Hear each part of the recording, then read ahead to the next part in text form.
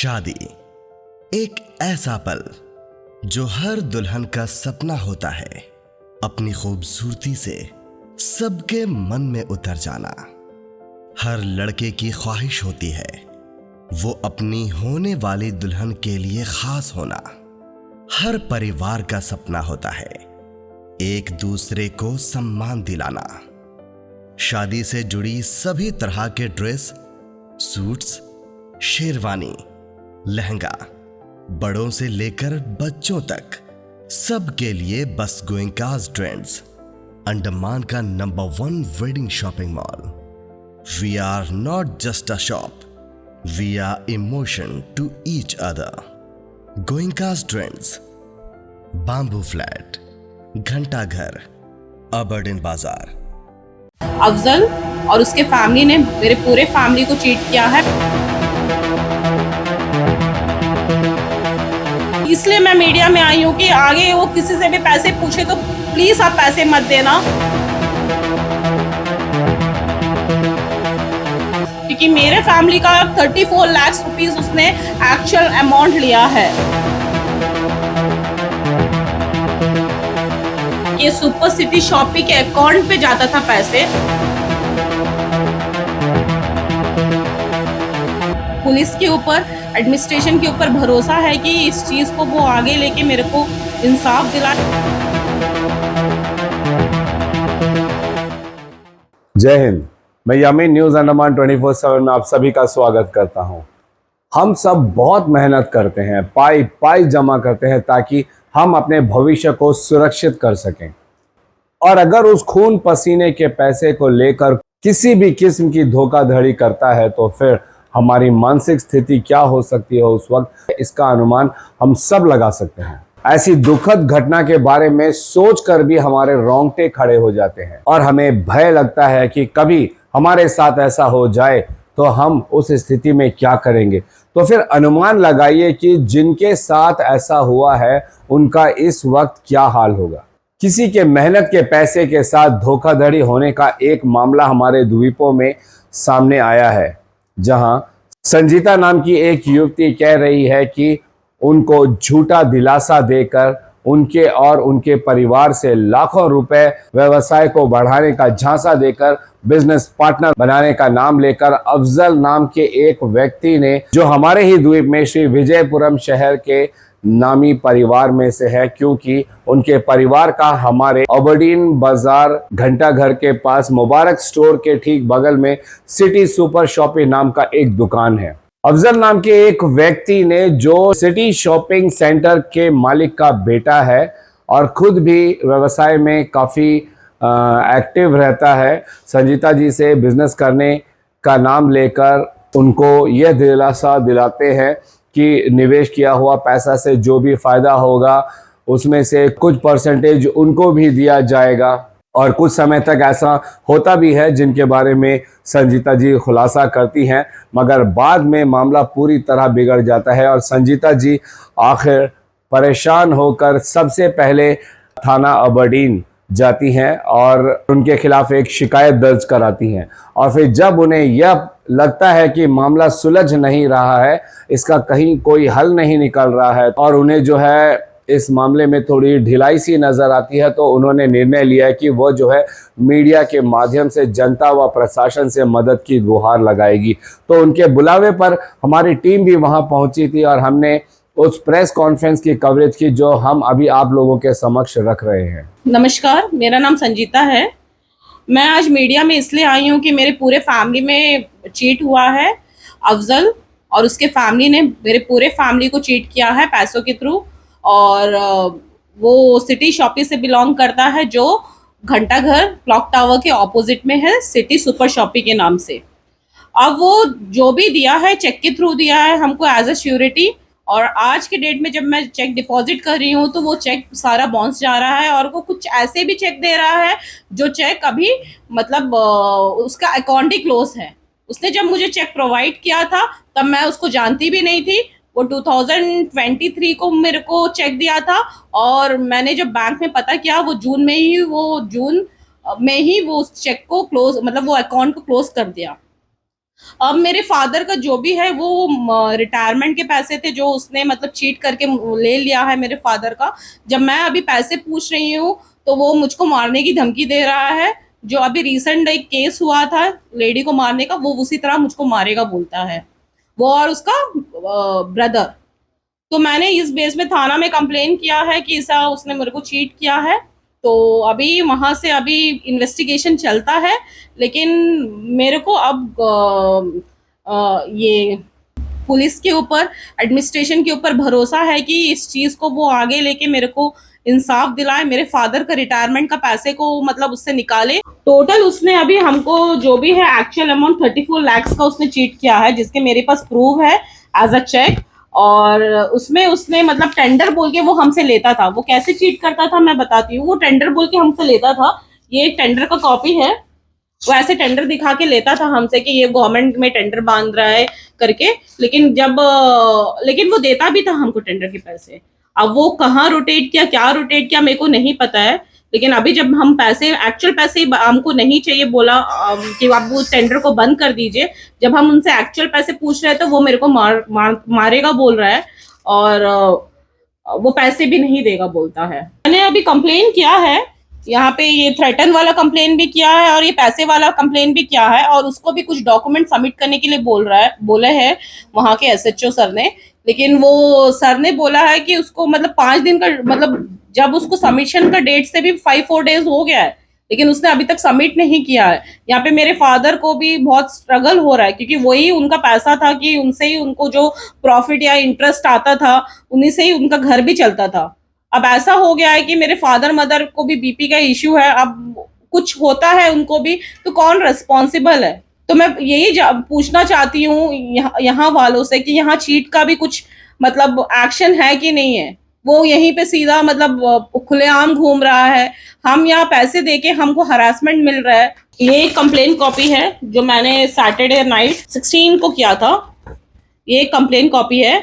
इसके बिहाफ में वहाँ के एसएचओ सर ने बोला कि मतलब आप हमको बताइए आपको कितने पैसे देने हैं, आप अपने डिटेल सारे सबमिट करिए। तो कल मैंने उनको शाम में जाके डिटेल सबमिट किया है, लेकिन उस पार्टी से अभी तक कुछ एक्शन नहीं हुआ है कि वो कब जमा करेगा, क्या जमा करेगा। वो खुलेआम घूम रहा है हमारे पैसे को लेके। उसको कोई चीज का भी लाइक रिग्रेट नहीं है कि वो मतलब ऐसे चीट करके वो घूम रहा है।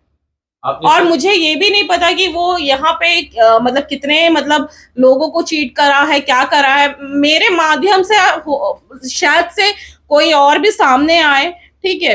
तो मैं चाहती हूँ कि अगर ऐसे किसी और के साथ भी हुआ है तो वो हमसे कांटेक्ट करे कि उनके साथ भी ऐसे चीट हुआ है। तो ये बहुत बड़े अमाउंट है एक मिडिल क्लास फैमिली के लिए। मतलब उनका एंटायर मतलब जिंदगी का सर्वाइवल मनी है ये। जो वो बंदा को कोई मतलब फर्क ही नहीं पड़ रहा है, वो ऐसे लेके मतलब अपना कुछ भी मतलब इन्वेस्टमेंट कर रहे हैं। एक मतलब प्रॉमिस से वो ले रहा है, और ऊपर से फिर वो पूछती हूँ तो वो मेरे को मारेगा बोल रहा है। फिर मैं ये सोसाइटी में कैसे सरवाइव करूं? डर के तो मैं सोसाइटी में नहीं सरवाइव कर सकती, राइट। मेरे को जीना है सोसाइटी में। अब मैं चीट के साथ, फ्रॉड के साथ, ऐसे मैं भरोसा के साथ जब मैंने किसी के साथ बिजनेस किया या कुछ किया, वो ऐसा फ्रॉड निकला, तो मुझे इस सोसाइटी से इंसाफ चाहिए। अब मैंने उनके दुकान में तोड़फोड़ नहीं किया, मैं अकेली नहीं गई थी दुकान में, मैं गई थी। और जिस से उन्होंने अफजल ने पैसे लिए थे सब गए थे, क्योंकि उसने लास्ट 2 मंथ से पैसे नहीं दिए। और हम जिससे पैसे लिए 2 मंथ से मैं पे कर रही हूँ उनको, ठीक है। जबकि वो बंदा को पे करना था, तो वो 2 मंथ से मैं पे कर रही हूँ। तो अभी मेरे पास भी उतने पैसे नहीं है, और मैं भी एक बिजनेस वुमन हूँ। उतना अभी कपड़ों का उतना ज्यादा अभी सेल्स भी नहीं है कि मेरे को महीने में 80,000 मैं किसी को लाइक एज ए इंटरेस्ट पे कर सकूं।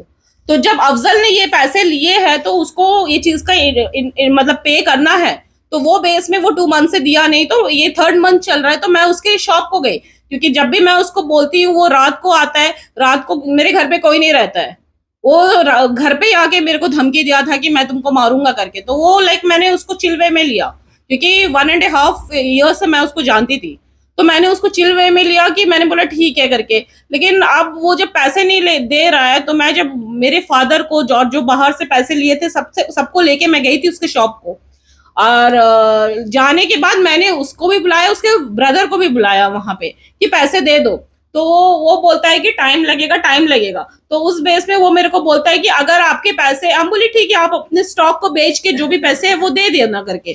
तो वो चीज उसने बोला ठीक है आप ये शॉप ले लो, शैडो ले लो, उसके पैसे आप लोग चुका दो, फिर मैं मेरे ब्रदर लोग को समझा दूंगा। और ये रिकॉर्डिंग मेरे पास है, वो बोलता वाला कि वो शैडो तुम ले लो। मैंने उसके शॉप पे कोई तोड़फोड़ नहीं किया, क्योंकि नेक्स्ट डे ही वो मतलब वो थाना में जाके वो थाना पे गया था कि मैं उसके शॉप को गई थी, लेकिन मैं शॉप को मेरे पैसे पूछने गई थी, मेरे राइट्स के जो पैसे है, मेरे पापा के जो मेहनत के पैसे है, मेरे जो मेहनत के पैसे वो मैं पूछने गई थी। जो पहले उन्होंने 6 लाख का उन्होंने लिया है मेरे से टेंडर बोल के, ये 6 लाख का उसने चेक मुझे प्रोवाइड किया है। और इसमें वो मेरे को प्रॉफिट देगा बोला था 175, एंड उसने एक पेमेंट किया 175 का, जिससे उसने 15,000 लिया है कि मैं तो बाहर काम करता हूँ तो हमको भी आपको कुछ देना चाहिए करके। तो मैं उसको एज अ मतलब वो बाहर काम कर रहा है, मैं तो बैठ के ले रही हूँ बोल के वो 15,000 इससे कट करता था। तो फर्स्ट पेमेंट वो मेरे को 160 करके दिया था उसने, 15,000 उसने कट कर दिया। उसके बाद उसने 6 लाख का कोई पेमेंट नहीं किया। तो वहां के एसएचओ सर ने बोला कि पहले आपको कितने पैसे देने का है आप अपना बताइए, उस बिहाफ में मैं उसके बाद एफआईआर लॉन्च करूंगा करके। फ्रॉड केस अभी एक्चुअली परसों ही बाउंस हुआ है सारे चेक्स, ठीक है, फर्स्ट बाउंस हुआ, और एक चेक जो है वो एकदम ही क्लोज अकाउंट का ही दिया उसने मेरे को।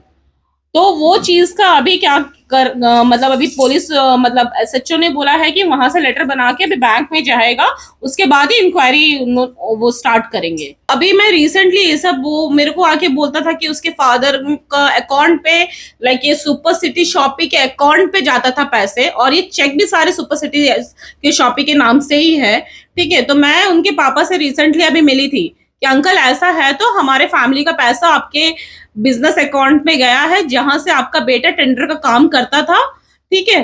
और ये टेंडर के पेपर में भी यहाँ लिखा है कि वो city MS city super shoppe के नाम से वो टेंडर लेता था और उसके अकाउंट पे वो जाता था। लेकिन वो अंकल बोलते हैं कि मेरे को नहीं पता, मेरे अकाउंट में कुछ पैसे नहीं आते हैं। अब उनका फैमिली डिस्प्यूट क्या है नहीं है वो मेरे को नहीं पता है, लेकिन मेरा फैमिली का पैसा वो सुपर सिटी शॉपिंग के बिजनेस में मतलब उनके अकाउंट पे है। अभी यहाँ के पुलिस से, यहाँ के एडमिनिस्ट्रेशन से, यहाँ के मीडिया से यही मेरा कहना है कि जो भी है मेरे पास प्रूव होके भी मुझे इंसाफ नहीं मिल रहा है, मेरे पास सब कुछ होके भी वो खुला घूम रहा है, ठीक है।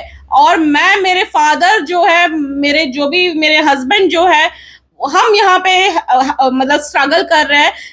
ये जो भी है उसमें थोड़ा आप इंक्वायरी करिए और आगे कुछ भी मतलब वो किसी को चीट ना कर पाए, उसके थ्रू मेरे को, इसलिए मैं मीडिया में आई हूँ कि आगे वो किसी से भी पैसे पूछे तो प्लीज आप पैसे मत देना। और ये टेंडर के बिहाफ में पूछ रहा है तो वो मत देना। ये टेंडर बोल के वो क्या करता है नहीं पता, क्योंकि मेरे फैमिली का 34 लाख रुपीस उसने एक्चुअल अमाउंट लिया है। संजीता जी की पूरी बातें इस प्रेस कॉन्फ्रेंस के माध्यम से हमने आप लोगों को सुनाया, जहां पर उन्होंने अपने ऊपर बीती तमाम बातों को खुलकर बताया और सबूत भी पेश किए कागजात के तौर पर। अब बात यह आती है कि इसमें कितनी सच्चाई है और यह हमारे पुलिस विभाग को पता लगाने की जरूरत है, और साथ ही यह भी सुनिश्चित करनी चाहिए कि जिनके भी ऊपर लगा है मिस्टर अफजल, उनके साथ कड़ी पूछताछ की जाए ताकि जो भी सच्चाई है वो हम सबके सामने आए। और अगर इस पूछताछ में यह बात साबित होती है कि मिस्टर अफजल ने संजीता जी के साथ धोखाधड़ी किया है, 420 किया है, तो हमें पूरा यकीन है कि हमारी पुलिस प्रशासन कानून के तहत आने वाली सभी धाराओं के तहत उन पर कार्रवाई भी करेगी। लेकिन हमने अभी सिर्फ एक पक्ष की बात आप लोगों को सुनाई है। हम एक छोटा सा प्रयास करेंगे कि सिटी सुपर शॉप के मिस्टर अफजल जी से भी हम मिलें और उनके परिवार से भी मिलें, क्योंकि उनके ऊपर यह इल्ज़ाम है कि उन्होंने जानबूझकर संजीता जी के साथ धोखा किया है पैसे की लेन देन में, और उनकी राय भी जानने का एक प्रयास हम करेंगे और आप लोगों के समक्ष रखेंगे। कानून भी जो है हर किसी को अपना पक्ष रखने का मौका देती है। पक्ष रखने का अधिकार सभी का होता है और इसकी जांच पड़ताल के लिए हमारे पास विभाग है और इसका निर्णय हमारी अदालतें करती है। साथ ही हम जो है हमारे जो पुलिस विभाग है उनसे यह पता लगाने का प्रयास करेंगे कि आखिर ये पूरा मामला है क्या, इसमें क्या क्या धोखाबाजी हुई है, क्या नहीं हुई है, कितनी सच्चाई है, कितनी झूठ है, कितनी बनावटी बातें हैं। इन सारी बातों का खुलासा अवश्य हो जाएगा अगर हमारी पुलिस विभाग ने इस मामले को गंभीरता से लिया और इसका जांच पड़ताल किया। इससे रिलेटेड जो भी अपडेट्स होंगे वह हम आप लोगों के समक्ष रखने का एक प्रयास अवश्य करेंगे। फिलहाल के लिए मैं यामीन न्यूज़ अंडमान 24/7 की टीम से आप सबसे विदा लेता हूं, मगर जाने से पहले हम अवश्य चाहेंगे कि आप जो है हर बार की तरह अपनी राय, अपनी कमेंट्स ज़रूर दीजिएगा कमेंट सेक्शन में। हमेशा की तरह मैं यह बात ज़रूर कहूँगा कि यकीन मानिए आप लोगों के जो कमेंट्स होते हैं वो बहुत महत्वपूर्ण होते हैं, वह बहुमूल्य भी होती है, क्योंकि जैसा मैं अक्सर कहता हूँ कि आप में से ही कई ऐसे होते हैं जो बहुत ज्ञानवर्धक बातें करते हैं, ज्ञानवर्धक सुझाव देते हैं, जिससे हमारे विभागों को भी मदद मिलती है। तो कृपया कमेंट्स करने में बिल्कुल भी मत हिचकिचाइएगा। अपनी भाषा की मर्यादा को ध्यान में रखकर आप कमेंट्स करिए, आप आरोप लगाइए, अपनी अभिव्यक्ति की आज़ादी के तहत अपनी राय, सुझाव वगैरह दे सकते हो। बस इस बात का ज़रूर ध्यान रखिए कि आप जो है भाषा की मर्यादा को ना लांघे। हम आप लोगों से यही उम्मीद करते हैं। अगले एपिसोड तक के लिए मैं यामीन न्यूज़ अंडमान 24/7 की टीम से विदा लेता हूं। जय हिंद।